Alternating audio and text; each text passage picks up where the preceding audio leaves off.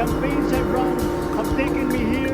Sunod semana na nakatakdang muhatag sa iyang unang State of the Nation address kon SONA si Pangulong Ferdinand Marcos Jr. sa Batasang Pambansa sa Quezon City nga maoy ginaatangan sa mga Pilipino aron madungog nila kung unsa bagyod ang dapat unahon ug hatagag pagtagad ubos sa iyang administrasyon. Sa iyang inaugural speech niya tumilabayng bulan, lakip sa mga naisgutan ni Pangulong Marcos Jr. ang pagpalambo sa sektor sa agrikultura, sanglit prioridad sab niya ang food security ug ang pagpadayon sa mga infra projects sa gihulipan nga administrasyon.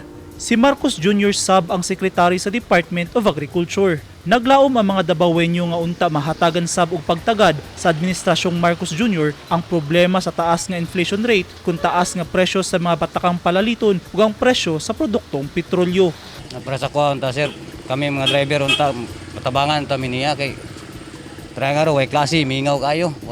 Wa ba trawa mong pila ho pero taasa. Gusto mo taw kuan lang ko na pangulo matagaan mig ayuda unta kung pwede lang sir. Mamaon unta among gihanyo pod kay pamaliton mahal kayo gasolina pero taas ni samot. Abi na mo makalingkod na siya maubos ang presyo.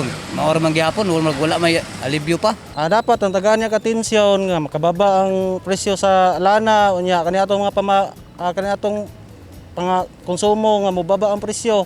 Nang hinaot ng katawhan nga unta mabarugan ni Marcos Jr. ang iyang saad niya tumilabayng eleksyon nga dunay panaghiusa ug mapalambo balik ang ekonomiya sa Pilipinas. Mapakunhod sab ang presyo sa bugas ngadto sa 20 hangtod 30 pesos matag kilo. Wala pa insaktong detalye nga gipagawas ang Malacañang kalabot sa ipahigayong first SONA ni Pangulong Marcos Jr. sa Lunes. Eugene Hinutan, Newsline Philippines, Davao Region. Stay safe.